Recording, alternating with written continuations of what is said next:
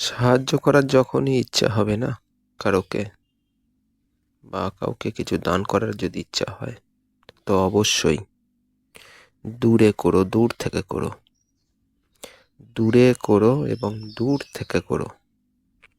কারণ কাছে করলে, কাছে তো তোমার আমার নিজের আপনজনরাই দেখতে পাবে, তাদের কাছেই সাহায্যটা যাবে। আর আপনজনদেরকে যতই তুমি সাহায্য করো না কেন, তারা তোমার মধ্যে স্বার্থ খুঁজবে।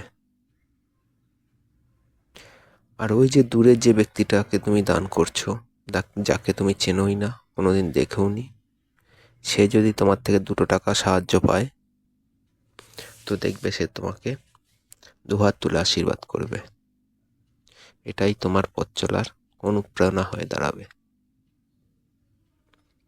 তুমি মনকে সান্ত্বনা দিতে পারবে যে আমাকে ওই ব্যক্তিটা আশীর্বাদ করেছে। কারণ কাছের মানুষকে তো অনেক দেখেছো বন্ধু, আপনজনদেরকে অনেক তুমি দেখেছো, কিছুই পাওনি। তাদের কাছ থেকে ফিডব্যাক, অনেক কুরুচি কথা পেয়েছো হয়তো। কারণ এমনই হয় আমাদের জীবনে। আমিও, আমাকে যদি আমার কোনো বন্ধু, কাছের প্রিয়জন, কোনো আত্মীয় যদি কিছু দেয় স্বেচ্ছায়, আমি কিন্তু এটাই আগে চিন্তা ভাবনা করব, নিশ্চয়ই জিনিসটা খারাপ, সেই জন্য আমাকে দিয়ে দিচ্ছে। বা হয়তো ও আমার কাছ থেকে আজকে এটা দিচ্ছে, কাল হয়তো বড় কিছু আমার কাছ থেকে চাইবে, নিশ্চয়ই কোনো ব্যাপার আছে। এটা স্বাভাবিক। কারণ আমরা প্রতি সময়ই দানের প্রতিদান খুঁজি। আর তুমি ওই যে দূরের ব্যক্তিটাকে দান করছো, তার কাছ থেকে কিন্তু তুমি কোনোদিন প্রতিদান খুঁজবে না। কারণ তাকে তো তুমি চেনোই না, তুমি তাকে মন থেকে দান করে দিচ্ছ। আর সেও তোমাকে মন থেকে ভালোবাসা দিচ্ছে, আশীর্বাদ করছে।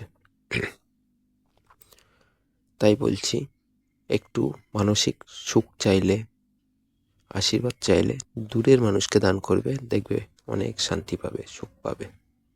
কারণ ওটাতে তুমি মন থেকে দিয়ে দেবে, যার কোনো ফিডব্যাক তুমি চাইবে না।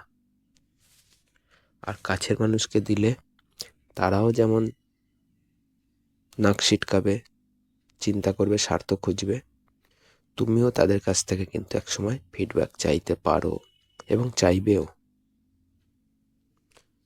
সেই জন্য বলছি, সাহায্য যদি করার ইচ্ছাই হয়, দূর থেকে করো, দূরে করো, মনে শান্তিই পাবে বন্ধু, খুব শান্তি।